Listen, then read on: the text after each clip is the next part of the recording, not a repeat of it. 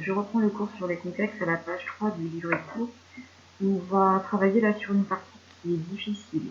C'est normal qu'elle vous pose des difficultés dans un premier temps, donc n'hésitez pas à revisionner la vidéo, écrivez bien les différentes formules des équations, mais c'est la partie difficile de ce chapitre-là. Donc sur la page 2, je vous ai défini la constante de formation globale, bêta n, pour un complexe d'indices de coordination n. En fait, lorsqu'on écrit cette constante, on considère que le cation métallique central se lie directement au n-ligands. Ça ne correspond pas en général à la réalité des réactions de complexation, où le cation métallique va fixer successivement les ligands un par un, et donc on va plutôt travailler sur des équilibres de formation successifs des complexes. Donc je vous ai écrit les équations de formation successifs ici. Donc on part d'abord du cation métallique seul. Il se lie à un ligand et on obtient un premier complexe d'indice de coordination 1.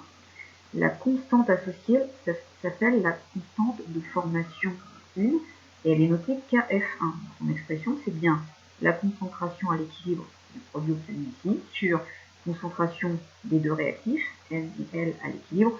On rajoute le C0 pour avoir quelque chose d'adimensionné, ça vous savez le faire. Mais ça continue ensuite.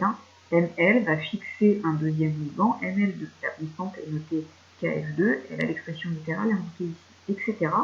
Jusqu'à arriver au complexe d'indices de coordination N-1, noté MLN-1, qui fixe un dernier ligand et qui donne le complexe d'indices de coordination N, noté MLN. La constante de formation notée Kfn, et elle a l'expression littérale indiquée ici. Attention, ce n'est pas la même constante que la constante bêta n. L'expression littérale n'est pas la même et ça ne correspond pas non plus à la même réaction.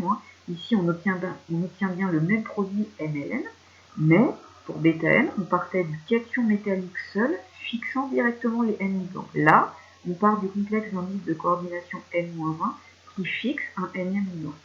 Bon, en résumé, si vous vous intéressez à une constante de formation, où un seul ligand est fixé par le complexe, donc on a MLI-1, le complexe d'indices de coordination I-1, qui fixe un ligand, qui donne MLI, et vous avez la constante de formation KFI, dont l'expression littérale est indiquée ici. Au lieu de raisonner sur des constantes de formation successives, on peut travailler sur des dissociations successives. Donc c'est exactement la même chose que ce que j'ai fait ici, mais en sens inverse. C'est-à-dire que on va partir du complexe, par exemple le complexe d'indices de coordination N, qui va céder un ligand, et on va obtenir le complexe d'indices de coordination N-1. La constante de dissociation successive est notée K majuscule, et en indice D et N ici, le N étant l'indice de coordination du complexe ici. Donc son expression littérale est indiquée ensuite, et vous constatez, si vous comparez à KFN noté ici, que c'est exactement l'inverse. C'était tout à fait prévisible puisque l'équation de la réaction est écrite en sens inverse, donc la constante d'équilibre associée est l'inverse. On peut redétailler jusqu'à revenir au cation métallique tout seul. Donc ML2 donne ML plus L, vous aurez une constante de dissociation successive notée KD2, dont l'expression littérale est ici, c'est l'inverse de KF2, et puis on finit avec ML qui redonne le cation métallique central seul, plus le ligand. La constante d'équilibre est notée KD1, et elle est égale à KF1. On peut aussi, pour la dissociation, donner un équilibre global de dissociation où on part du complexe d'indices de coordination M, on lui arrache d'un coup les N-ligands et on obtient le cation métallique seul. Là, dans ce cas-là, attention, on a juste KD, la constante, ne pas confondre avec les KD1, KD2, KDN, etc. L'expression littérale est indiquée ici, et vous retrouvez que c'est l'inverse de bêta n, la constante globale de formation du complexe. Logique, puisque cette réaction est l'inverse de celle de la formation globale du complexe. C'est normal que ce soit confus dans un premier temps, c'est compliqué, il y a beaucoup de constantes d'équilibre à connaître. Donc relisez, réécoutez la vidéo, écrivez, mais vous devez faire la différence entre toutes ces constantes d'équilibre et les équations de réaction auxquelles elles sont associées.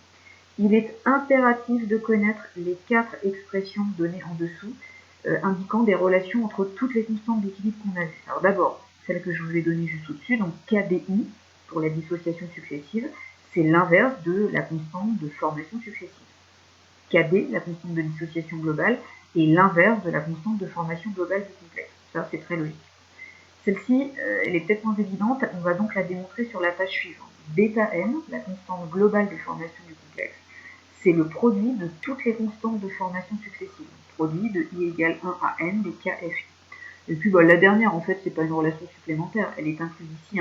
Bêta 1, c'est KF1, bah oui, si vous prenez n égale 1 ici, le produit de I égale à 1 à n des KFI, ça donne bien KF1, donc c'est juste un cas particulier. Je termine en faisant la démonstration de cette relation qui peut ne pas vous paraître évidente. J'ai réécrit ici toutes les réactions de formation successives des complexes, en ML, ML2, ML3, etc. jusqu'à MLN, dans lesquelles on fixe donc successivement un ligand. Les constantes de formation, KF1, KF2 jusqu'à KFN, sont réécrites en expression littérale. On les a déjà notées sur la page précédente. Si vous sommez toutes les équations de réaction qui sont ici, vous allez obtenir l'équation que je montre à l'instant, qui est l'équation globale de formation du complexe. Alors je vous montre que c'est bien ça. Il vous restera bien, côté réactif, le cation métallique seul. Vous aurez n fois le ligand, ce que j'ai noté.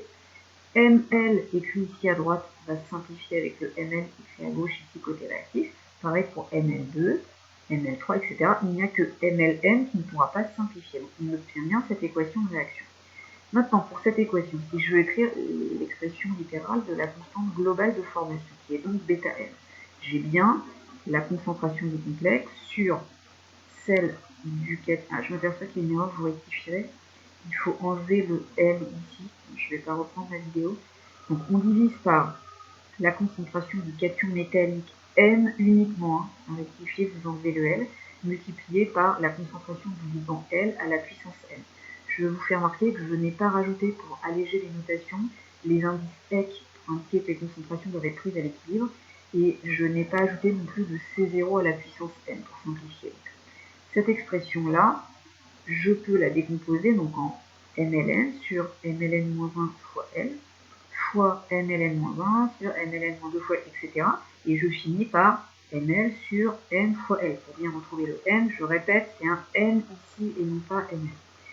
Quand vous allez reprendre tous ces termes-là qui sont multipliés, il va bien vous rester au final le MLN. Ici. Vous allez avoir au dénominateur la concentration du ligand multiplié n fois par elle-même, donc L à la puissance n, et il restera le terme concentration de n, on doit donc avoir ici, et toutes les autres concentrations, MLN-1 au numérateur va se simplifier avec celle au dénominateur, MLN-2 avec le terme qui devrait être écrit, après, etc., etc. Ce qui fait que vous retrouvez ici KFN, le deuxième terme KFN-1, etc., et le dernier terme KF1. On a bien bêta N, qui est le produit de tous les KFI.